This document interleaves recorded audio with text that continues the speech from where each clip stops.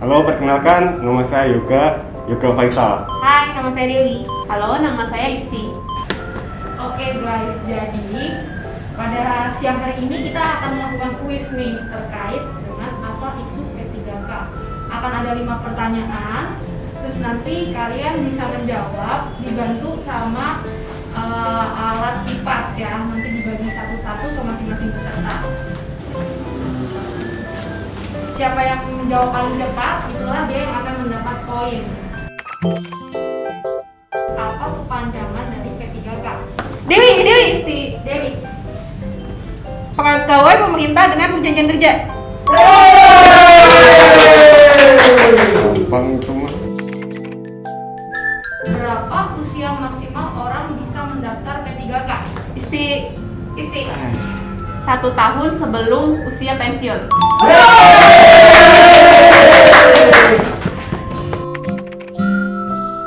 Sebutkan contoh 3 jabatan fungsional yang bisa diisi oleh P3K. Isti. Yoga. Yang pertama ada JF Prakom, Pranata Komputer. Yang kedua ada JF Epidemiolog. Yang ketiga ada JF Guru Kelas. Betul. Oke. Siapa saja yang bisa melamar P3K guru? Hop. Yoga. Oke. Yang pertama ada THK 2. Yang kedua ada guru non ASN di sekolah negeri. Lalu yang ketiga ada guru di sekolah swasta. Yang keempat ada lulusan PPG, Pendidikan Profesi Guru.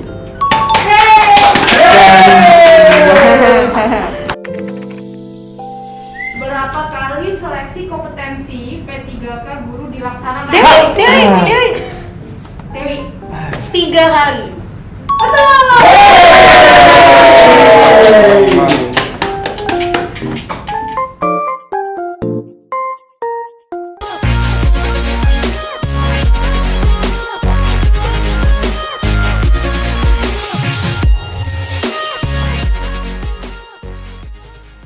Halo rekan ASN, kembali lagi pada program ASN Corner. Saya Mahardika Lukas. Di episode kedua ini kita akan lebih membahas soal P3K di seleksi calon aparatur sipil negara tahun 2021.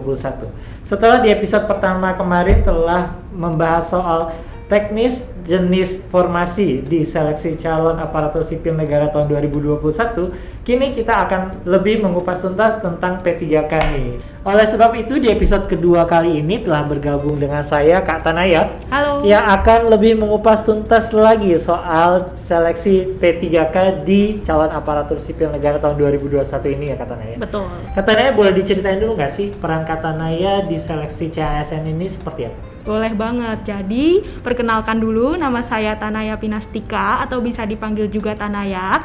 Saya di sini merupakan perwakilan dari unit kerja Asisten Deputi Perencanaan dan Pengadaan SDM Aparatur.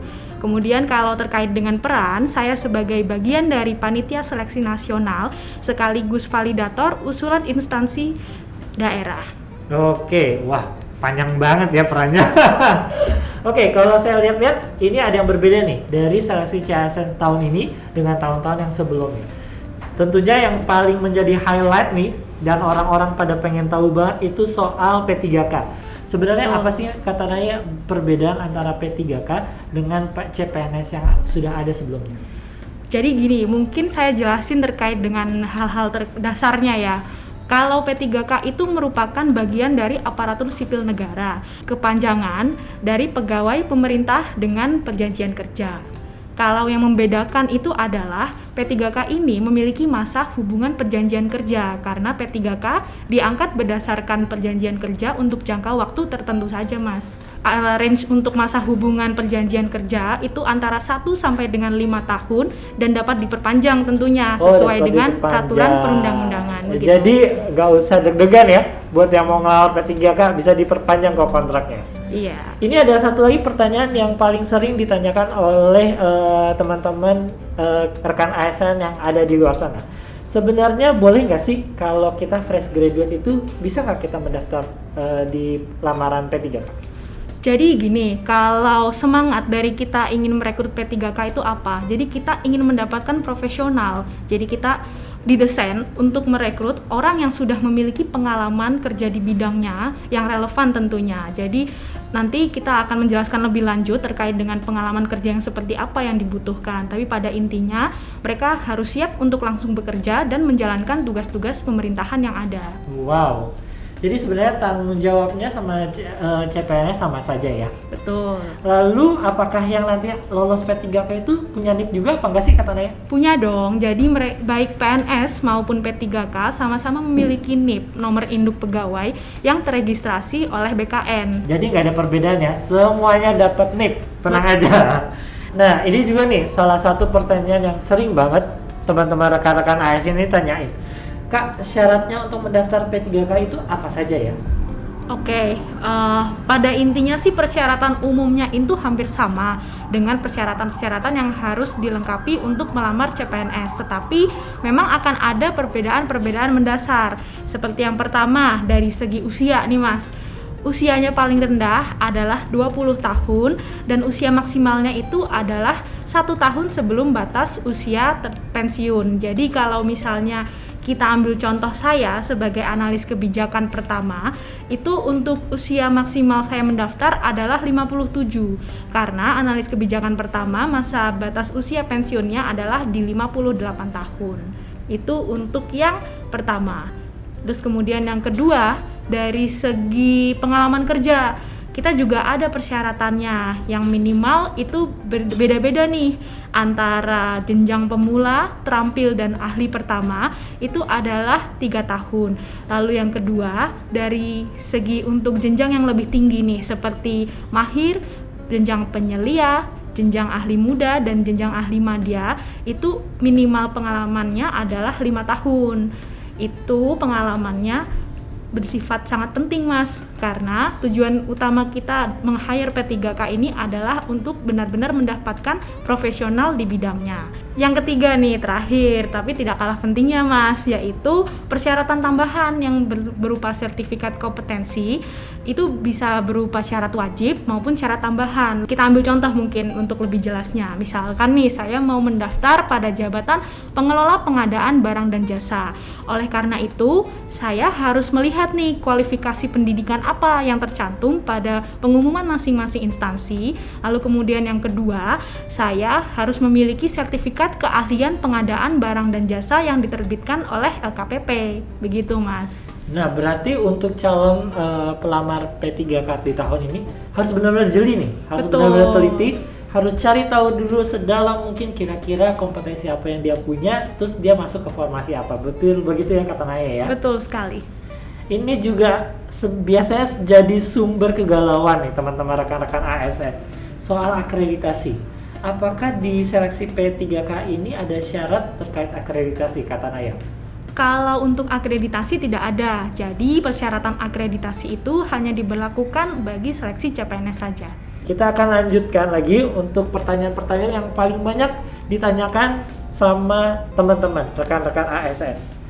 Ini adalah paling krusial menurut saya, karena mereka langsung bertanya soal seleksi dan materinya itu seperti apa kata Naya.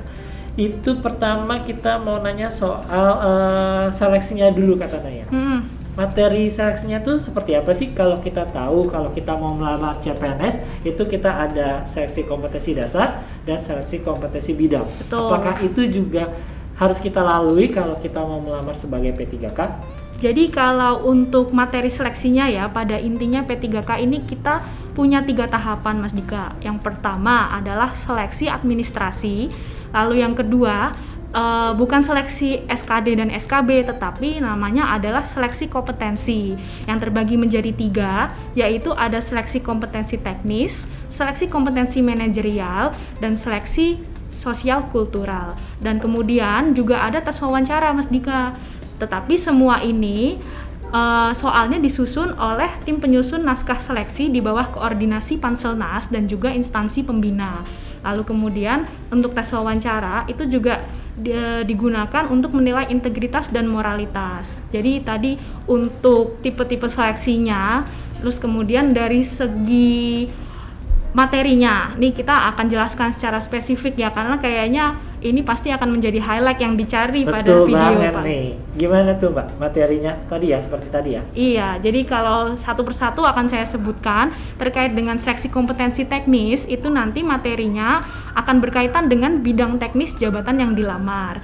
Terus kemudian yang kedua, untuk seleksi kompetensi manajerial, ini ada seleksi terkait dengan integritas, kerjasama, kemampuan komunikasi, pelayanan publik, orientasi pada hasil, pengembangan diri dan orang lain, mengelola perubahan dan pengambilan keputusan. Untuk seleksi sosial kultural, itu materinya terkait dengan kepekaan terhadap perbedaan budaya, kemampuan berhubungan sosial, kepekaan terhadap konflik, dan juga empati tentunya.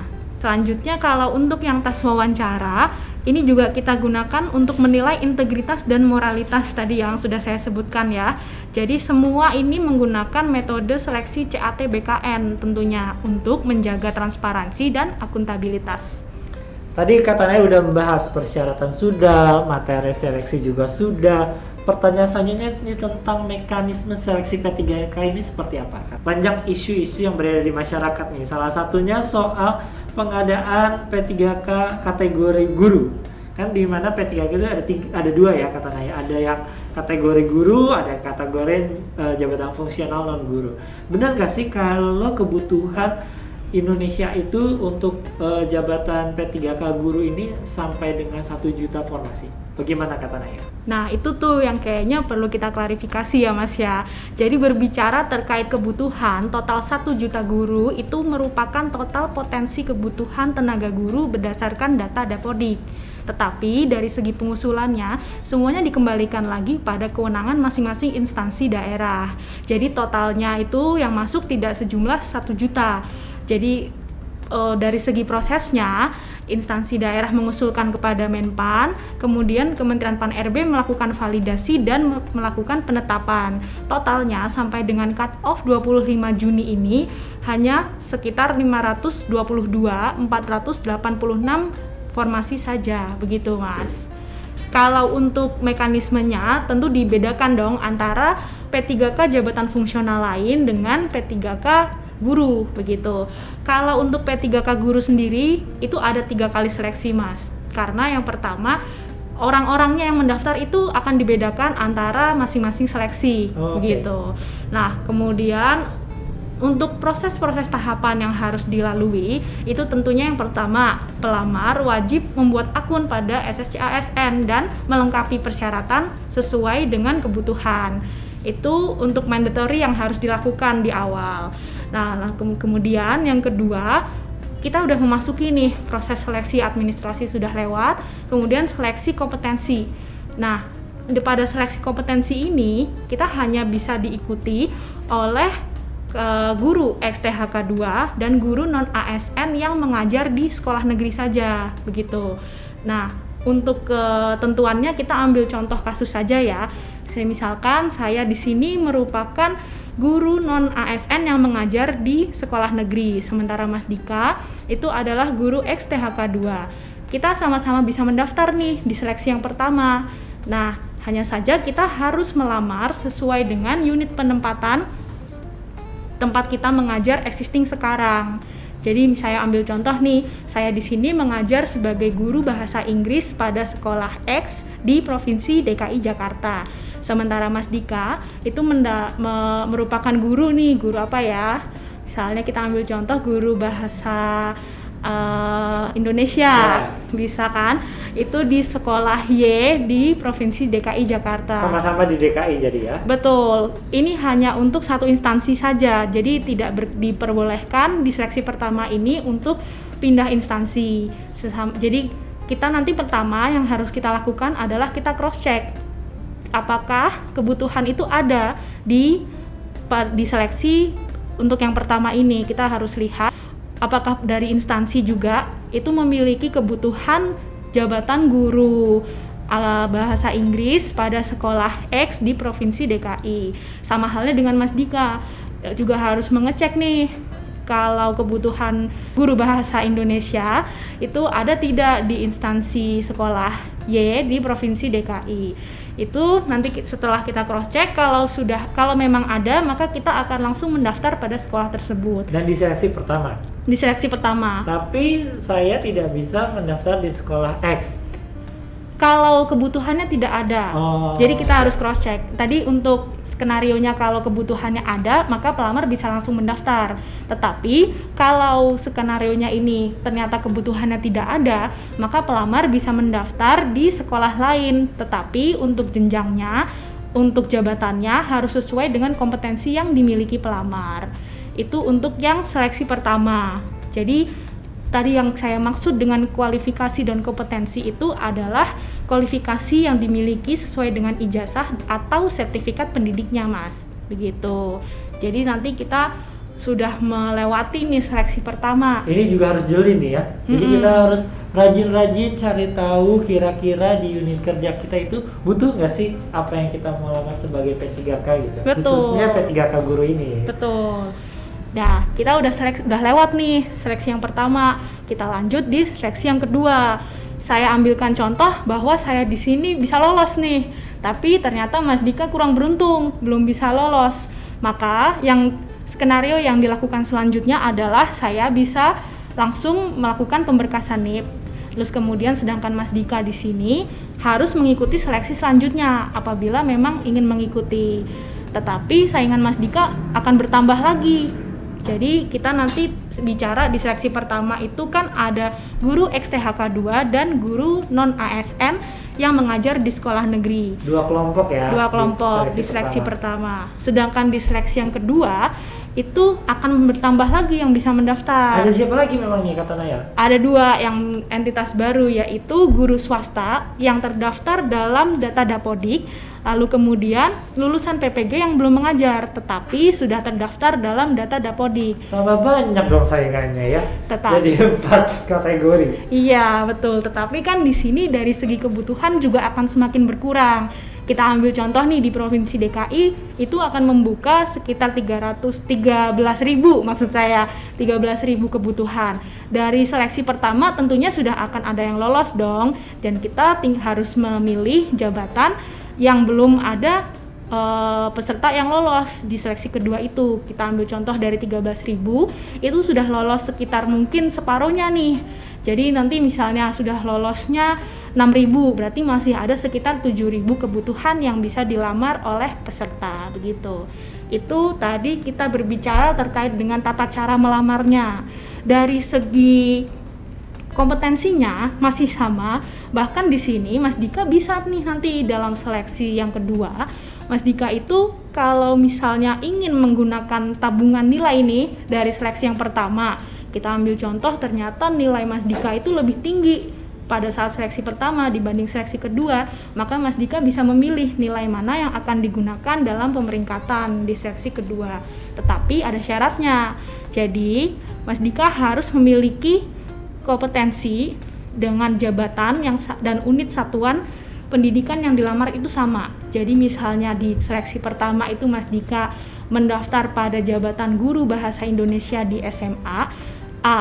Lalu kemudian di seleksi yang kedua, maka Mas Dika juga harus mendaftar di jabatan guru bahasa Indonesia di sekolah lain tetapi masih dalam unit yang sama, satuan pendidikannya maksud saya. Jadi sama-sama SMA dan gitu. Sama-sama dengan mata pelajaran yang sama. Betul, sesuai dengan kualifikasi dan kompetensi sertifikasi pendidikan yang dimiliki Mas Dika. Saya lanjutkan untuk seleksi yang ketiga. Jadi pada intinya nih sama nih seperti seleksi yang kedua, tata caranya, siapa yang bisa mendaftar, mekanisme seleksinya sama. Tetapi di sini kita dibebaskan nih Mas untuk mendaftar semua di seluruh wilayah Indonesia. Jadi kalau Mas Dika mau mendaftar termasuk luar kota berarti? Boleh, misalnya Mas Dika mau mendaftar di Provinsi Banten atau Provinsi Riau, itu diperbolehkan selama masih ada jabatannya, masih ada kebutuhan jabatan dan kualifikasinya sesuai dengan kebutuhan yang diinginkan masing-masing instansi. Itu untuk yang P3K guru ya. Sedangkan kita sekarang berbicara terkait dengan P3K untuk jabatan fungsional lain di luar guru gitu. Kalau untuk tahapannya itu hampir sama antara pelamaran, terus kemudian melengkapi dokumen persyaratan, tetapi seleksinya hanya sekali saja. Jadi pelamar setelah seleksi administrasi akan melaksanakan seleksi kompetensi, lalu kemudian dan seleksi wawancara, pengumuman hasil seleksi, langsung tuh setelah itu kalau lolos ya, langsung diangkat menjadi P3K. Wow, ini yang paling ditunggu-tunggu tuh, diangkat menjadi P3K. Kebetulan ini kita sudah ngumpulin nih, banyak banget pertanyaan dari netizen Indonesia yang punya ketertarikan banget soal topik P3K ini, kata Naya. Waduh. Kata Naya bantuin jawab ya. Siap. Yang pertama itu dari akun Instagram Yuda Priambodo 4. Nah, halo Mas Yuda. Kalau P3K yang udah habis masa kontraknya wajib ikutan tes lagi atau hanya tinggal perpanjang kontrak tanpa tes? Oke, jadi ada beberapa hal yang perlu kita informasikan dan sifatnya klarifikasi ya. Jadi di sini pada intinya P3K itu kan direkrut pada jangka waktu tertentu sesuai dengan masa hubungan kerjanya yang ditentukan oleh instansi pemerintah. Begitu. Kalau sudah habis, tentunya bisa diperpanjang kembali kalau memang ada kebutuhannya ke depannya, seperti apa di perencanaan kebutuhan SDM-nya masing-masing instansi pemerintah itu sendiri. Tetapi kita perlu mempertimbangkan juga nih Mas beberapa faktor, seperti yang pertama itu penilaian kinerjanya, apakah P3K itu berkinerja dengan baik atau tidak. Lalu kemudian yang kedua itu adalah kesesuaian antara kompetensi dan kualifikasinya di kebutuhan jabatan di selanjutnya. Jadi dikembalikan lagi kepada instansi kerja masing-masing. Betul. Begitu ya kata Naya ya. Iya. Lalu ini juga menarik nih dari Anggita_Sabila. P3K ada masa percobaan kayak CPNS-nya nih Mimin katanya. Kalau masa percobaan itu nggak ada. Jadi setelah pelamar ditetapkan lulus seleksi P3K, yang bersangkutan bisa langsung melaksanakan tanda tangan perjanjian kerja dengan instansi pemerintah itu sendiri.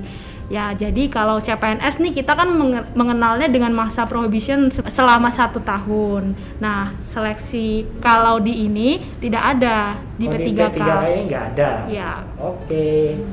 Ini kayaknya Masnya ini sangat sudah visioner nih, kata Naya. Oke. Dia nanya dari akun Instagram Gawean Solo. Bagaimana kalau saya sudah lolos seleksi P3K, tapi batas usia pensiun saya kurang dari masa hubungan kerja yang ditentukan oleh instansi pemerintah? Waduh, ini sepertinya agak kompleks ya permasalahannya.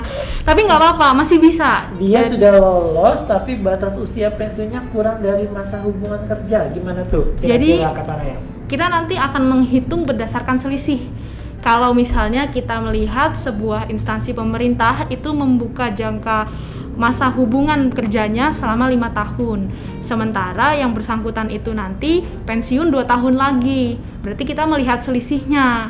Jadi masa kontrak pekerjaannya nanti hanya selama 2 tahun itu saja. Jadi akan disesuaikan. Betul. Ya, dengan umur pensiunnya. Pertanyaan terakhir dari Twitter Kempan RB yang bertanya dari akun Melanie Arsy. Oke. Dia bertanya soal masa sanggah. Masa sanggah apakah berlaku juga untuk P3K? Tentunya ya, jadi itu sudah diatur juga dalam Peraturan Menteri Pan-RB nomor 29. Masa sanggah ini ada 2, Mas Dika, setelah seleksi administrasi dan setelah pengumuman hasil akhir seleksinya. Jadi tetap ada masa sanggah ya? Yes. Oke kata Naya, terima kasih banyak nih udah meluangkan waktunya sharing bincang-bincang khususnya buat topik seleksi P3K ini. Mungkin kata Naya ini punya pesan-pesan buat rekan-rekan ASN yang sedang menonton program ASN Corner pada saat ini dan punya ketertarikan untuk melamar P3K. Kira-kira pesan-pesannya apa nih kata Naya? Untuk rekan-rekan ASN yang ingin mengabdi sebagai aparatur sipil negara, lalu kemudian punya kualifikasi dan pengalaman kerja di bidangnya, serta ingin berkontribusi sebagai expertise, maka bisa nih langsung untuk mempertimbangkan mendaftar sebagai P3K. Terus kemudian pesan yang kedua, ada 2 pesan ya? Iya dong, jadi kita nih tidak henti-hentinya mengingatkan bagi semua pelamar, baik pelamar untuk calon ASN di PNS maupun P3K, itu semua kita lakukan secara transparan. Jadi jangan pernah percaya sama calo ya. Oh iya ya, itu banyak banget tuh ya calon-calon yang mengiming-imingi calon pelamar CASN itu untuk bisa lolos jadi ASN. Betul sekali. Demikian bincang-bincang kita di episode kedua ini yang telah mengupas tuntas tentang seleksi P3K calon aparatur sipil negara tahun 2021. Terima kasih sebelumnya untuk Mbak Tanaya yang sudah Sama-sama. menyempati dan mau membuka lebar tentang informasi-informasi tentang seleksi P3K CASN 2021 ini. Dan tidak lupa saya mau mengingatkan teman-teman semua, jangan lupa untuk memfollow semua media sosial Kementerian PAN dan RB. Kita punya Twitter, kita punya Instagram, kita punya Facebook, dan jangan lupa, ini yang paling penting, subscribe YouTube channel Kementerian PAN dan RB. Nah, bisa juga dinyalain loncengnya supaya setiap informasi dari Kementerian PAN dan RB kalian nggak akan ketinggalan sama sekali. Untuk kalian yang mau lebih dalam tahu tentang informasi-informasi Kementerian PAN RB, boleh kunjungi juga halaman website kami di menpan.go.id.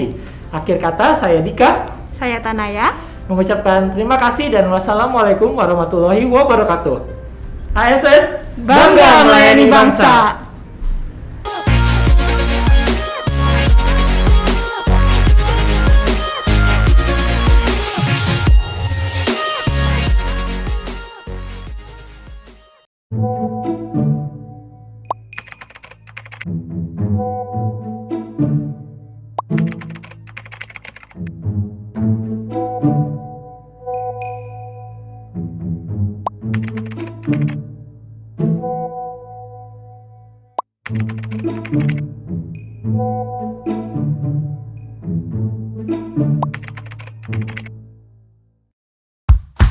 Masih percaya sama modus yang begini?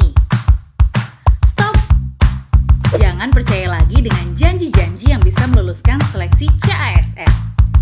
Proses seleksi calon aparatur sipil negara atau CASN dilakukan dengan sistem secara akuntabel dan